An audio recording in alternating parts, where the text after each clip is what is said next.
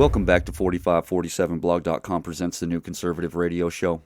I'm your host, NINJ, and tonight we're asking a question that cuts deeper than party politics, deeper than headlines, it's deeper than the social media outrage itself. And it's who actually governs America. Is it the Constitution, or is it shifting demographics with identity blocks? Is it political strategy and selective enforcement? Because if you strip away the noise, everything we're debating right now, faith, borders, voter ID, the SAVE Act, Fulton County, interstate migration, it all comes back to one thing, and that's structure. The United States was founded as a constitutional republic, not a theocracy. It's not a collection of competing legal systems. It's not a nation governed by tribal categories. Okay, the Constitution is the supreme law of the land. That is the starting point. Religious demographics are changing in America. Christianity remains dominant in raw numbers, but Islam is growing largely throughout the immigration population, and the birth rates are rising in their community, and that demographic is reality. But growth is not the issue. Governance is. No religious doctrine, Christian, Muslim, Jewish, or otherwise, governs this country. Civil law governs this country. Freedom of religion is protected. Religion is not the rule of law in America. Sharia law does not override constitutional law. Biblical law does not override constitutional law. There's no religious system that supersedes the Constitution in America, and that line is firm, and it must remain firm when we move to the ballot, to the SAVE Act, proof of citizenship, voter ID. Everything in Fulton County. The public trust in elections is always been being looked at, but now it's under a microscope since, Fulton County was raided.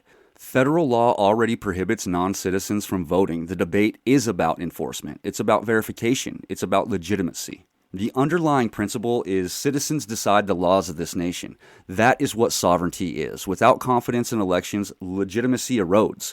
When legitimacy erodes, stability weakens, and that weakness does not care about your party. Add that to interstate migration. Americans relocating from high tax states to lower tax states. It's shifting congressional seats. It's shifting electoral college math. It's shifting local political cultures. Demographics move power in America. That is not theory. That is arithmetic. But sovereignty isn't due to hate. Verification isn't suppression, and defining citizenship isn't discrimination. It is structural preservation of what we already have in place in this country. In this country, citizenship is a civic identity. You can honor your heritage. You can celebrate your ancestry. You can practice your faith freely. But politically and legally, you are an American if you are a citizen of America. The Constitution does not recognize, hyphenated voting rights. It recognizes citizenship. It recognizes its citizens. The ballot does not ask your ancestry. It recognizes only citizenship. When identity becomes tribal, politics become fractional. When citizenship becomes primary, unity becomes possible. Heritage is personal. Citizenship is civic. And under the law, there is not competing prefixes. There is one shared political identity, and that is American. So tonight, we're here to define ballots, borders, and the Constitution. And the question that really matters, who actually governs America? Because before we talk about voter ID, before we talk about the SAVE Act, before we talk about Fulton County or migration or demographic shifts, we have to establish something fundamental. We have to set a ground rule. Let's clear something up immediately. The moment you bring up religion in America today, people try to shut the conversation down. They say you're attacking faith, or you're stoking division, or you're a fearmonger, right? But no, this is not about that. It's not about attacking anyone's faith. It's about American law. America was founded, it was founded as a republic. It is not a theocracy. It was not founded as a religious republic. It was not founded as some patchwork of competing belief systems fighting for dominance. It was founded as a constitutional republic. And that means something. It means the Constitution governs, not pastors, not imams, not rabbis, not activists, not political tribes, just the Constitution. The founders understood factions. They understood religious conflict, and that's why they built a system where belief is protected. But governance is bound by written civil law. Freedom of religion is guaranteed. Freedom to govern by religion is not. That distinction is the firewall, because the second civil law bends to religious doctrine, any doctrine, you no longer have equal protection under the law. You have hierarchy. You have fragmentation. You have competing authorities, and competing authorities are how republics fracture. This country has Christians, Muslims, Jews, atheists, spiritual people, millions of Americans with different beliefs. That diversity only works because one document sits above all of it, and that's the Constitution. The Constitution does not change based on demographic growth or shift because one faith rises or another declines. It does not adapt to pressure from ideological movements.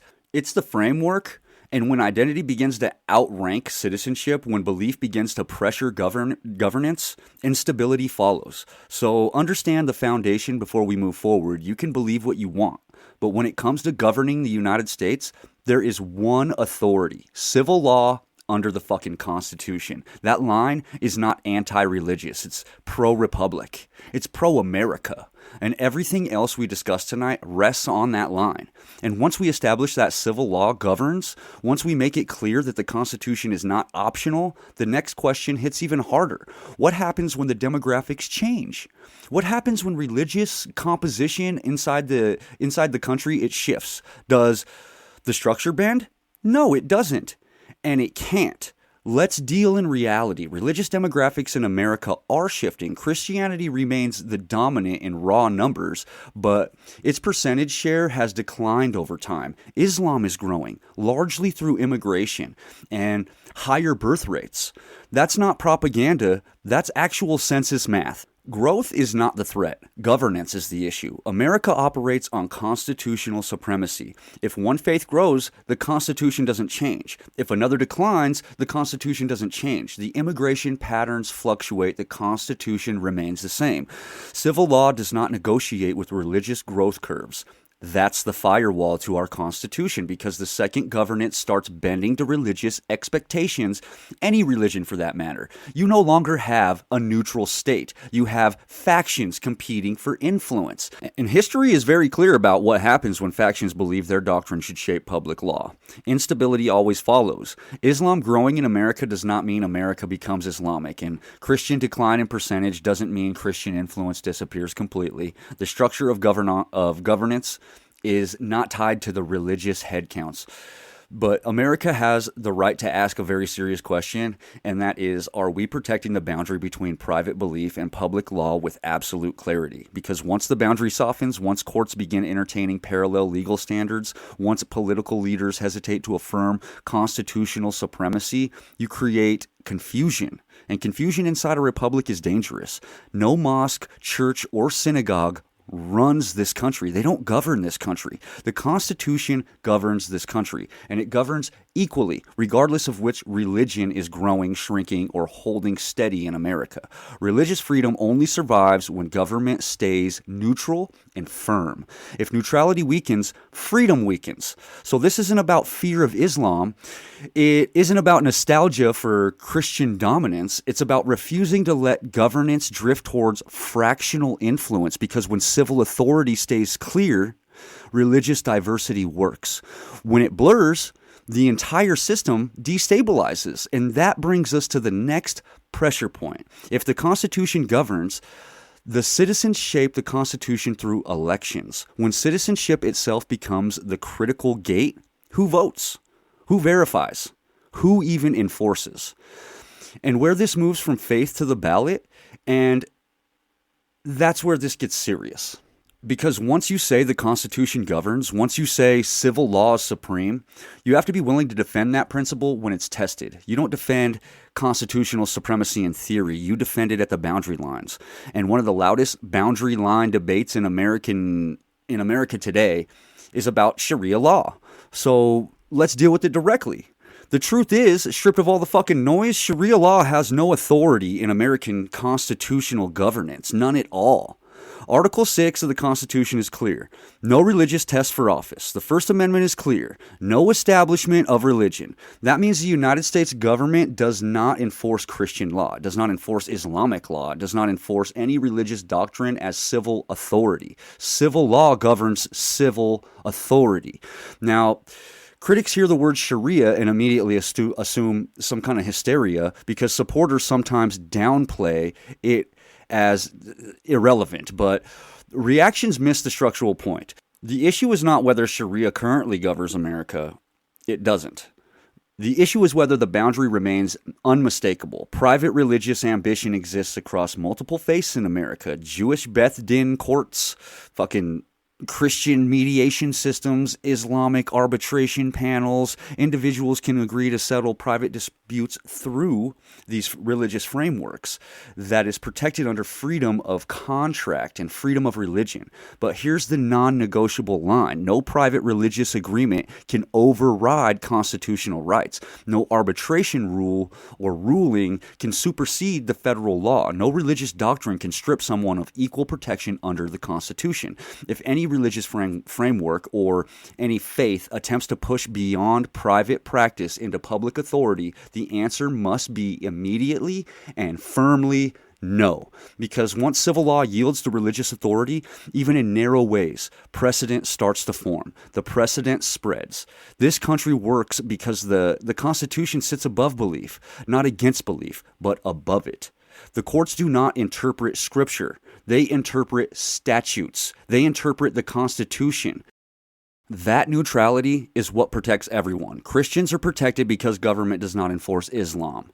The Muslims are protected because government doesn't enforce Christianity. Atheists are protected because government doesn't enforce either one. It's neutrality that is the strength of America. And the moment, neutrality wavers is the moment politicians become hesitant to affirm constitutional supremacy over religious doctrine. Instability always follows. This is not anti-religion. This is anti-theocracy. It is pro-equal protection. It's pro-constitutional order. If civil law is supreme, and if the Constitution governs all equally, then the mechanism by which we shape that law becomes sacred. The ballot, who casts it, who verifies it, who enforces its integrity. Because once governance is constitutional, the next battlefield is electoral legitimacy. And that takes us directly to citizenship and the SAVE Act. And once we establish the civil law that governs, that no religious doctrine overrides the Constitution, the next question becomes unavoidable. If the Constitution is supreme, who gets to shape it? Who gets to vote? Who gets to decide the direction of the nation? Because if governance is constitutional, then elections are the mechanism. And if elections are the mechanism, citizenship is the gate. It's the key that opens up your abilities here in America. So let's talk the SAVE Act. Strip away the headlines, strip away the outrage. The SAVE Act requires documentary proof of U.S. citizenship to register to vote in federal elections. That's it. Federal law already prohibits non-citizens from voting in federal elections. That's not controversial. That's already established law. The debate is not about whether non-citizens should even vote. They legally cannot. The debate is about enforcement. Supporters of the SAVE Act know it's going to strengthen verification. It's going to close loopholes. It's going to restore confidence in the system. The Democrats argue it creates, documentation burdens. They argue it risks disenfranchising eligible voters who may lack immediate access to paperwork. That's the most racist thing I've ever heard. They argue administrative complexity could cause errors. That's the policy fight. But underneath the policy language is something much more fundamental. It's our sovereignty. In a constitutional republic, citizens determine the laws that govern them. If you're not a citizen of the United States, you do not vote on federal law. That principle is not extreme. It's foundational. The ballot is not a participation trophy. It's not symbolic. It's not global. It's the instrument by which a sovereign people govern themselves. A sovereign people being Americans. And when proof of citizenship becomes controversial, people start asking why. Is verification suppression? Or is verification structural integrity? Confidence in elections isn't as important as mechanics. You can run a technically lawful election, but if half the country believes the system is porous, then trust erodes. And once trust erodes, legitimacy fractures. When legitimacy fractures, stability weakens. The SAVE Act is not about religion. It's not about race. It's not about identity. It is about whether citizenship has meaning in the ballot box. Because if citizenship becomes symbolic, if enforcement becomes optional, then the line between citizen and non-citizen blurs. And when that line blurs, our own sovereignty as Americans weakens. This is not about exclusion. It's about definition. A nation that cannot define who votes cannot define who governs. And that takes us directly into the next pressure point, which is voter ID, because if citizenship matters, then verification, it better matter too. If citizenship is the gate, if the ballot belongs to citizens, if sovereignty depends on definition, then verification is not optional. It's structural, because a right that cannot be verified becomes vulnerability. If you remove the bullshit, you need identification to board a plane. You need identification to open a bank account, to purchase age-restricted goods, to enter a federal building. But when it comes to voting, the act that determines the direction of the country, suddenly verification becomes controversial. Why? Supporters of voter ID laws argue something simple.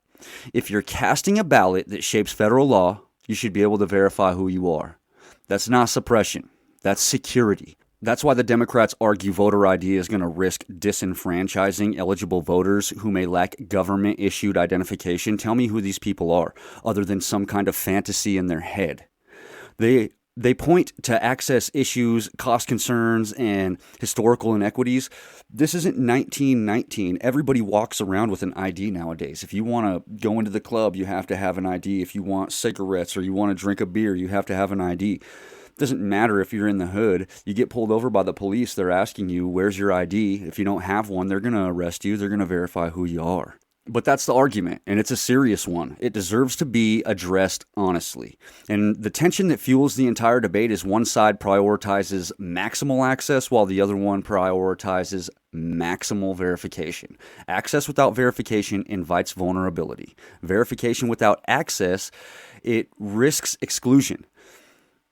That is the philosophical divide, but here's the reality that can't be ignored. If elections lose public confidence, participation is going to decline even more. If participation declines more, legitimacy, it erodes even more. And if legitimacy erodes even more, the stability of the whole system is going to weaken to a point where it can be fractured. Voter ID is not just about preventing fraud. It's about reinforcing confidence, because even if documented fraud is rare, like they say, perceived vulnerability damages trust. So we want to make sure that we're doing everything we can so that we can be in the up and up. Fulton County became a symbol because it's ground zero for suspicion. Let's not sugarcoat it. When the FBI executes a search warrant tied to election activity, it's not just routine bureaucracy. A federal judge does not sign off on a warrant because someone was concerned. Investigators literally have to show probable cause, sworn evidence, that a federal crime may have occurred and that the evidence likely exists in a very specific place. That's very serious. And if you separate the emotion from the law, probable cause is not proof of outcome-altering fraud, but it is authorization to dig where they think they could have proof of it.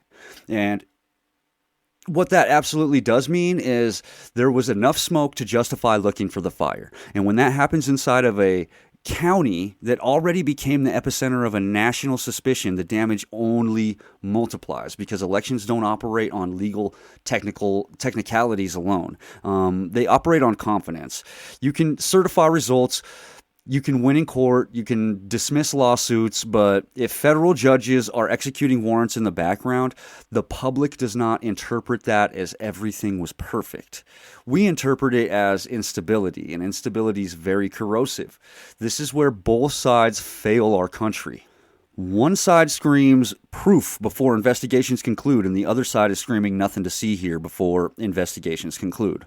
Both reactions inflame, The discipline position is harder and more brutal. If crimes occur, prosecute them aggressively. If procedures were sloppy, expose them publicly. If allegations collapse under evidence, say so without any hesitation. But don't pretend federal scrutiny is meaningless. Don't bring federal investigators into election matters lightly. When that level of scrutiny happens in a county central to the national election dispute, trust doesn't quietly heal, it fractures, you know. Everyone else is looking at this situation from the outside and making judgments. Fulton County became more than geography, you know, inside of America. It became a symbol of doubt within our election system, not because every alteration was proven, but because the system appeared strained, opaque, and reactive instead of airtight and confident, which it should be. Here in America in the year 2026, I don't know what the heck we're doing. But, you know, once confidence breaks, every future election inherits the same suspicion. That's why verification debates are intensifying. That's why voter ID has exploded nationally. And that's why the SAVE Act has gained traction. People don't demand reinforcement when they feel secure. They demand it when they feel uncertainty. And uncertainty with elections is not a minor problem. That's a structural threat to America itself. Because when half of the country doubts the system, whether those doubts are fully substantiated or not, the republic absorbs the stress of it, and the stress accumulates. Fulton County wasn't just about ballots. It was about trust. And trust, once it cracks, does not repair itself with, you know, press releases. When you strip away the bullshit, Democrats argue the voter ID laws can create barriers. They argue that some eligible voters may lack current identification. They argue the documentation requirements could disproportionately affect lower income communities. They argue America has a history of restricting ballot access, and they do not want to repeat it in the year 2026. They're fabricating shit that doesn't even exist, and they're pretending, and people are actually listening. That's the state of America right now. That's their stated position. And if you're going to debate seriously, you have to acknowledge the stupidity of their argument honestly. Now, the conservative movement or the conservative argument, it's verification protects legitimacy. Clear standards protect the trust, and uniform requirements protect the structure of our systems. Because, you know, access without safeguards invites vulnerability. Again, vulnerability invites doubt. This is not a cartoon villain story, guys. This is a philosophical divide about risk. One side prioritizes maximum participation, even with verification standards that are looser. And the other prioritizes maximal verification, even if participation requires additional steps. Access versus assurance. That's the real fight. But here's where it becomes political. Elections are not just, you know, civic rituals. They're power transfers. And we all know that. We see the difference when the power actually transfers from a Democrat to a Republican. Every structural rule, you know, ID requirements, registration process, mail-in ballot standards, and, you know, they all have political consequences. Both parties know that, which is why this debate never stays technical. It becomes existential. Democrats frame voter ID as a barrier to inclusion. They're always talking about this inclusion word. But Republicans frame the absence of voter ID as the vulnerability to the system, which is rightful. And the country watches both sides accuse the other of undermining democracy. So where do you draw the line? How much verification is enough? How much access is enough? And who decides when the balance is right? Because the tension between participation and protection is not going away. It's shaping every midterm, every presidential race, every state contest. And when you add interstate migration to that equation, then populations shift. And when electoral maps change, then the stakes get even higher because power moves when people move. And once you understand that elections are power transfers, once you understand that rules shape outcomes, once you understand that participation and verification are in constant tension, you have to add one more factor to the equation, and that's movement. Because power doesn't just shift at the ballot box, it shifts when people physically pack up and move. And Americans are relocating at historic levels, from high tax states to lower tax states, from heavily regulated economies to states advertising freedom and opportunity, from dense urban cores to suburban and rural areas. It's not ideology, it's literal census data. But here's what makes it politically explosive, okay? Population determines power. When residents leave one state and flood to another, congressional seats shift. Electoral College votes, they shift. State legislative controls shift. Demographics are not abstract, they're arithmetic. Florida gains strength. Texas gains leverage. Other states lose representation. And when people move, they don't just bring, their furniture. They bring voting habits. And that's the uncomfortable conversation most politicians dance around. If large numbers of voters relocate from one political environment to another, does the destination state remain politically stable? Or does it begin to resemble the state that those people just left, like Colorado? Because Colorado is now California because of all the people who immigrated from California and brought their voting habits to Colorado. The question is not hostility. It's strategic reality. States compete, not just economically, but politically. And when internal migration reshapes voting blocks, every future election changes. The maps change.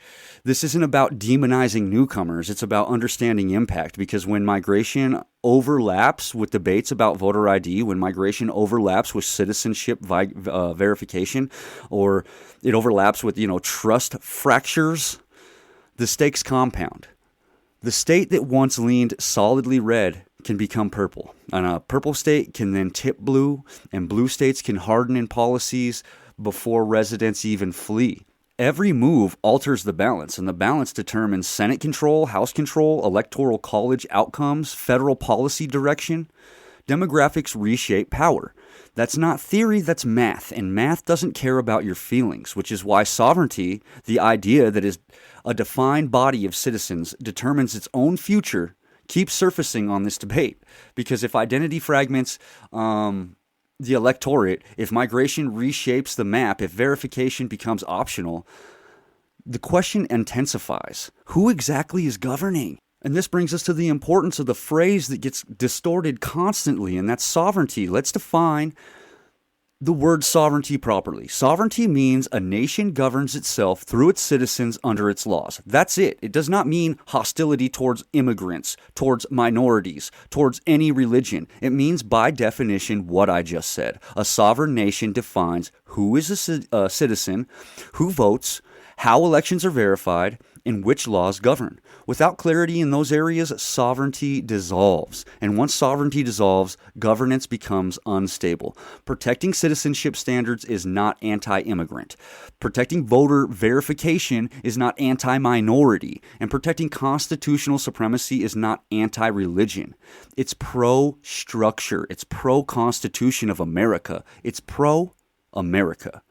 And here's the reality. If the body of the voters is undefined, the direction of the nation becomes undefined. The verification is inconsistent. Trust becomes inconsistent. If law bends to, fractional pressure, neutrality disappears. Sovereignty is not a fucking slogan. It's the guardrail that keeps a republic intact. And guardrails are not They're not oppressive. They're there to prevent you from falling off the edge. They're there to prevent collapse. And when people hear sovereignty, they imagine exclusion. But sovereignty is actually what protects inclusion, because it ensures every citizen's vote carries equal weight under equal law. Without defining citizenship, equality fractures.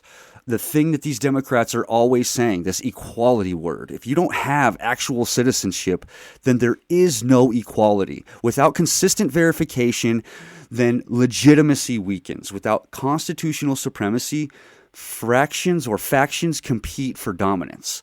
When factions compete for dominance, the loudest or most organized bloc wins, not necessarily the constitutional majority, okay? That's not democracy strengthening. It's fragmentation, and that's what Democrats are constantly pushing. They want to divide this country. Republicans, conservatives are constantly trying to pull this country together. Sovereignty is the discipline that keeps emotion from overtaking structure. It is the reminder that a nation must know who it politically is in order to survive, because once sovereignty is defined, once governance is anchored in law, once citizenship is clarified, the only question left is what happens if we abandon the structure entirely. And once you define sovereignty, once you defend citizenship, once you protect the constitutional boundaries, you arrive at a fork in the road, because a republic does not drift forever. It either reinforces its structure or it weakens it.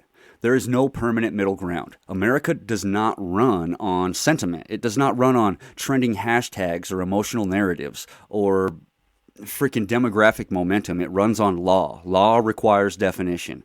Defined citizenship, defined verification, defined constitutional authority. When those definitions blur, stability weakens. Not overnight, not in dramatic collapse, slowly. When citizenship becomes symbolic instead of enforced, when verification becomes controversial, instead of routine, when constitutional supremacy becomes negotiable instead of the absolute law of the land, that's how erosion happens. A republic does not fall because people disagree. It falls when the rules governing disagreement stop being trusted and stop being enforced.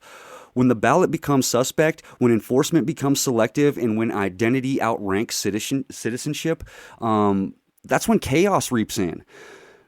Not tanks in the streets, uncertainty in the system. And uncertainty is corrosive because when people stop believing the structure works, they stop respecting the structure.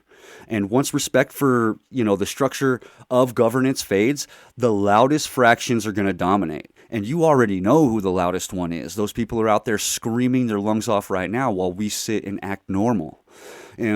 It's definitely not the constitutional majority out there.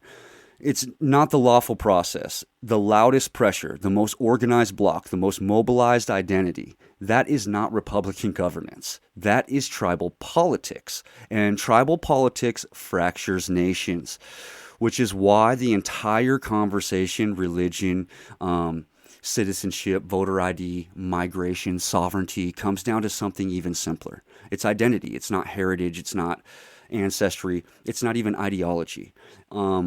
It's civic identity. Because if a republic is going to survive demographic shifts, it's going to survive partisan warfare. It's going to survive distrust and migration and cultural friction, because that's something that's going to happen in any culture all the time. It must anchor itself in one shared political identity. And that's where we bring this home tonight, guys. Everything we've talked about tonight, faith, law, citizenship, voter ID, migration, sovereignty, all converges here on identity. Not cultural identity and not your ancestral identity, but civic identity. Because a republic can't survive as a coalition of prefixes. It survives as a nation of citizens. You can honor your heritage. You can celebrate your ancestry. You can practice your faith freely. That is the beauty of America. But when it comes to governance, when it comes to the ballot, there is only one political identity that matters, and that's American. The Constitution does not recognize hyphenated voting rights. It does not distinguish between demographic blocks at the ballot. It doesn't weigh ancestry. It recognizes citizens only. Equal protection under the law does not come with a suffix. It comes with citizenship. And when identity becomes tribal, politics becomes fractional, and they become untrusted. When politics become untrusted, they're unstable. So this is when us, citizens, need to unite. A republic built on prefixes fractures under pressure. A republic built on shared civic identity withstands it. This is not about erasing culture. Culture is personal. Heritage is personal. Your faith is personal. But citizenship is civic, and the ballot is civic. When you step into a voting booth, you're not a subgroup. You are a demographic strategy. You're not a hyphen. You're an American citizen participating in a constitutional system that protects your rights equally, regardless of your background. That's the anchor, that's the stabilizer, and that's the firewall against fragmentation. If we lose that, if we allow civic identity to dissolve into some kind of tribal categories, then every election becomes a battle of blocks instead of a decision of citizens. And when blocks displace citizens, the republic weakens. But when citizenship remains primary, when the Constitution remains supreme, when verification remains consistent, then sovereignty remains defined. The structure is going to hold, no matter the demographic shifts, no matter the religious changes, no matter the migration patterns. The structure holds. And that's the difference between a country that drifts and a republic that endures. It's about ballots, borders, the Constitution. Who actually governs America? Not trending narratives, it's not demographic pressure, it's not religious doctrine, and it's definitely not factional blocks. The Constitution is what governs America, and the citizens who operate within it. Tonight wasn't about fear, it wasn't about attacking anyone's faith, it's not about demonizing migration or erasing heritage. It's about drawing lines that keep, our republic intact. Freedom of religion, protected. Civil law, supreme. Citizenship, defined. Verification, consistent. Sovereignty, preserved. That's not extreme. That's structure. A nation without defined citizenship becomes unstable. An election without trusted verification becomes suspect. And a government without constitutional supremacy becomes factional. A factional government does not endure. America works because the rules are clear. The Constitution is what governs us. Citizens vote. Laws apply equally. There's no prefixes at the ballot box, no parallel legal systems, no shifting standards depending on who benefits. Just American citizens participating in a constitutional republic. That clarity is not oppression. That's protection. It protects Christians, it protects Muslims, atheists, immigrants who become citizens, every lawful voter equally. Structure is not cruelty. Structure is stability. And if we want this country to, endure beyond news cycles and election seasons, then structure has to matter more than narrative. That's the conversation. That's the line. And that's what we defend here at the New Conservative Radio Show. This is NINJ. This is 4547blog.com. This is the New Conservative Radio Show. Hold the Constitution. Hold the line. And we'll see you next time.